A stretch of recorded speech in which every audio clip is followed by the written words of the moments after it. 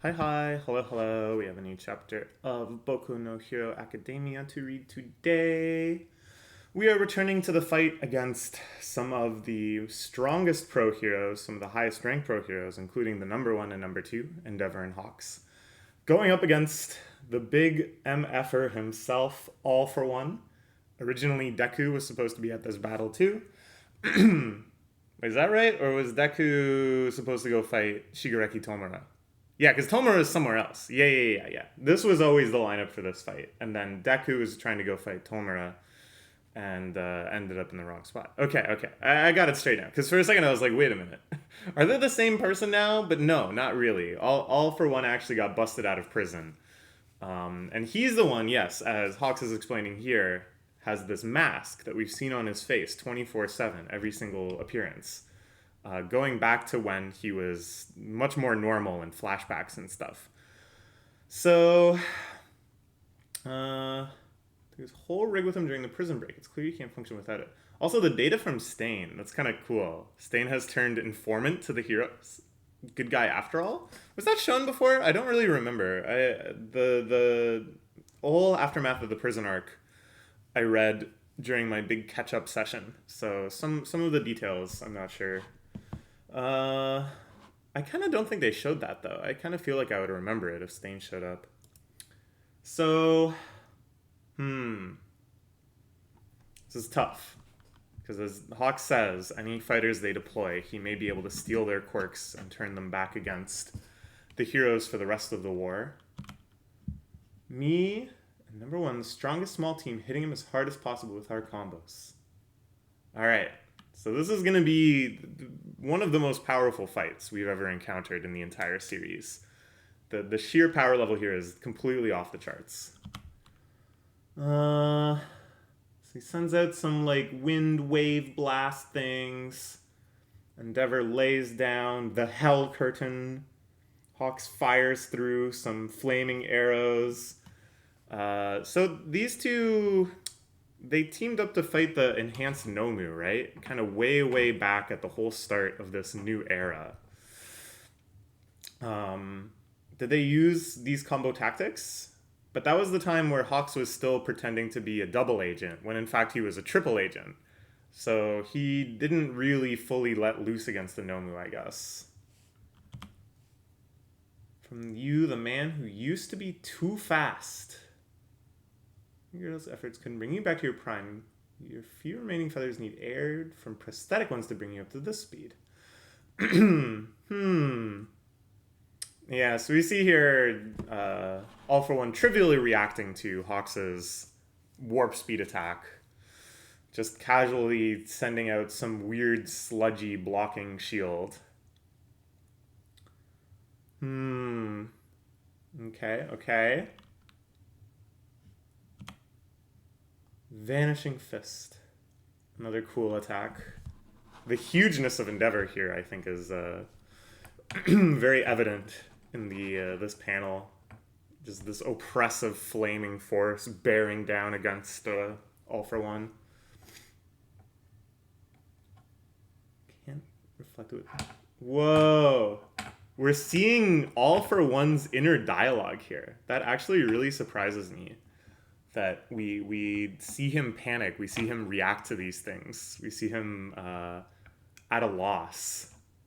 This is very out of character.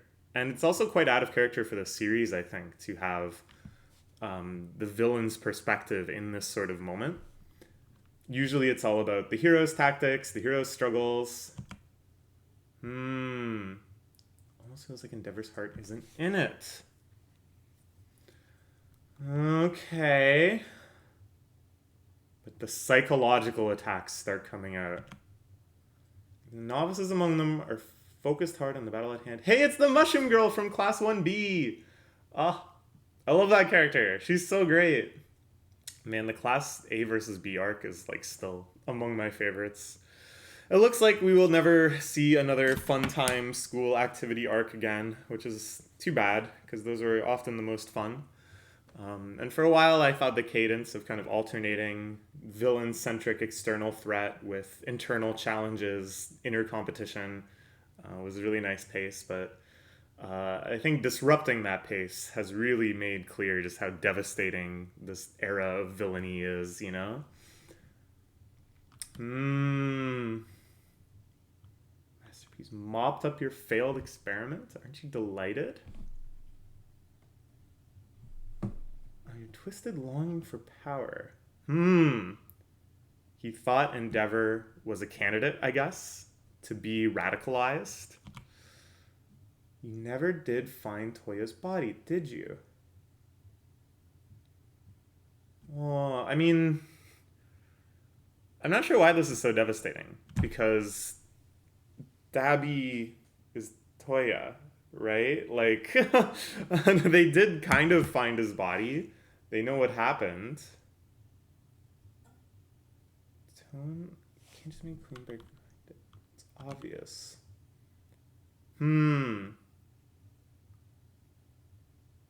Oh man, yeah. No, he's lost it. He's completely lost it. I think here there's like a real psychological trick. And again, I'm going to relate it to the thing I know best, which is Super Smash Bros. Melee.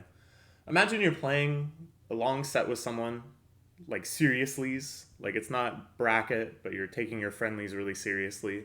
You're trying to prove something. And the other person goes, man, it kind of just feels like your heart isn't in it. And it kind of feels like you're just kind of half-assing it right now. Is it because you got dumped by your girlfriend last week?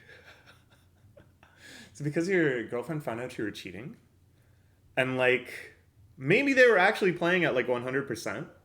But if you ever imply that someone ought to be trying harder, they're going to play terribly. If they believe that, if they convince themselves, oh man, I gotta stop like messing around and like play seriously, that's like the most devastating thing you can ever do to someone's actual capabilities. You get so in your head, being self-conscious about, am I actually trying hard? And then you start doing like the stupidest stuff because you think, this must be what I'm lacking. Oh, this must be what I'm not doing. It really messes with you. I played a match yesterday. I went to a tournament, and game one, it was like super super down to the wire, and then at like the last second when I should have been killing my opponent, I accidentally killed myself, and I was like, poop. I should have won that. I should have won that. I should be up a game right now. And then in the second game, I was so in my head about, oh, I should win this. I need to win these next two games. Like, that's what ought to happen. I clearly can do it. I can outplay this guy. I did it last game. That I just started losing, and I started losing harder and harder. And then I was like, well, what's wrong? Like, what am I not doing? And that just leads you to panic, to experiment in ways that aren't helpful, to just crumble. It's terrible. It's terrible. It's terrible. And I think that's what's about to happen to Endeavor. He's pushed to a spot where he thinks, maybe I was half-assing it this whole time, and now he's just going to do something stupid.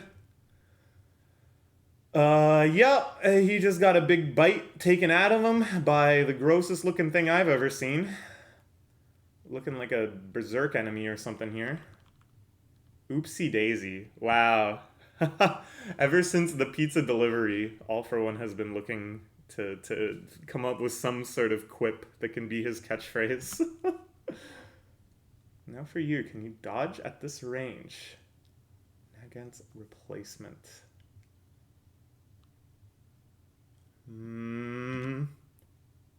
Whoa! Yo! Oh shit! There's more than just two heroes at this battle. I have no clue what this combo, what kind of synergies they've discovered among their powers. I always thought, what's his face here? Yami something? Darkness Crowboy. Was low-key among the strongest of Class 1A. I think, subtly they'll mention, hey, his actual fighting prowess is up there with Todoroki and Bakugan and stuff. So I don't, and he was Hawks' student. I don't doubt that he has the ability to make a big impact on this battle. But what is going on here? Heartbeat wall. It looks like she's able to create some sort of sonic barrier. She has things attached to her earlobes. I don't even know if we're going to get a full explanation of this. In the chaos of battle, there's so many things to depict. that I don't know if we're gonna really get. I don't know. I would appreciate though. I actually would really enjoy like a flashback, maybe just one page of them figuring out how to do this combo. But I would be, totally understanding if they didn't get a chance. Or risk flustering me.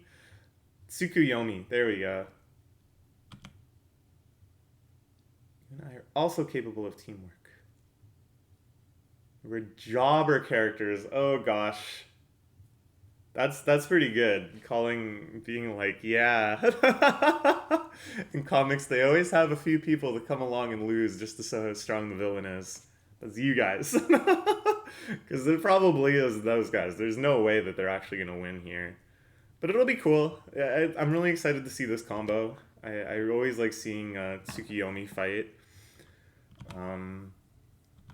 Just the aesthetics of his attacks and stuff are so awesome. So, maybe we'll get a nice chapter of them doing their best and struggling, and this will maybe